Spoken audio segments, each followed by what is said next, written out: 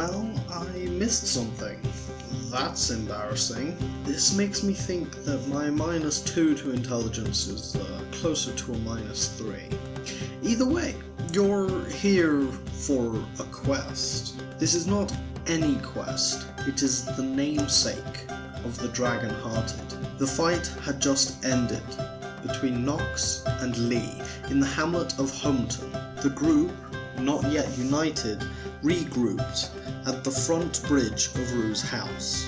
Rue rushed over, towel in hand, wiping the red wine stain from her fingers. She pulled them inside, sat them down at the old kitchen table, which was an inheritance from the Shadeleaf parents, and stared at them, asking what had been happening.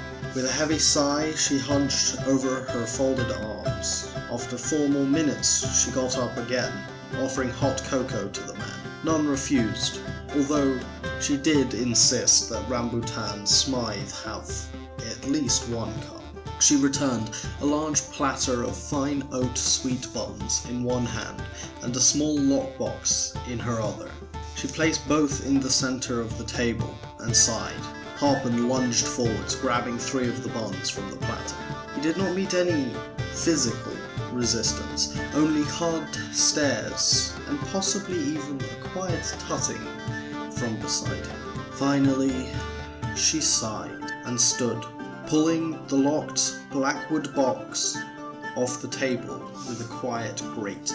She asked Gray to follow her upstairs to where his room is. Rambutan Smythe picked up on their discomfort with Harpen's eccentricity and decided he should distract Harpen with the means of Harpen telling him a tale. Rue spoke up in the humming silence. It's a gift. Your father's inheritance. He wanted you to have all of his books, but this one he wanted you to have last. She handed him the small brown leather-bound yellow-paged tome, similar to many other tomes in Beathwig's repertoire. Rue spoke up once again in the silence. He gave only 1 word with this in his will. The word was key. You know his work far better than any others in this field. I'm completely lost. She handed him the small book, hesitantly. Gray, suppressing his excitement, started to flick through the pages, humming words, materials, processes, results. Why are these material labeled with a price? He never priced his work, as he quotes at the start of each of his diaries. My work holds magic, magic is beauty, and beauty is priceless. So why these price tags? Now both were filled with nervous tension, searching, scouring the book for price labels. The sporadic knocking on the door startled everyone, and Rue jumped to her feet, dropping her notepaper.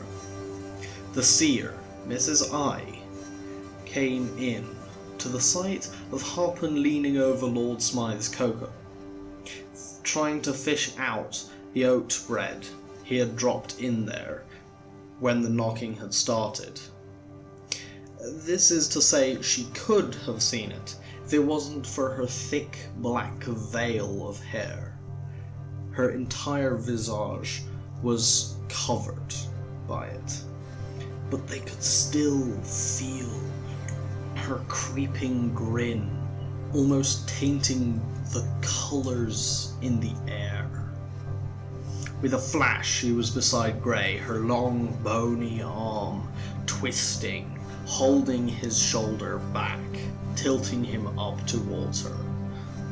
With a wince, he stared upwards to where her eyes should be. You shall become the dragon-hearted. And just like that, the door was swinging quietly as she had vanished once again. I'm sorry this video was a little short, but it was only a filler episode. I won't normally be doing these. I'm sorry, I've just missed out some context. And yeah, there's also not going to be any DM notes after this. This is effectively the quest that everyone in the group is on now. It's, in essence, just a fetch quest for a whole bunch of potion ingredients. Either way, I hope you enjoyed, and see you.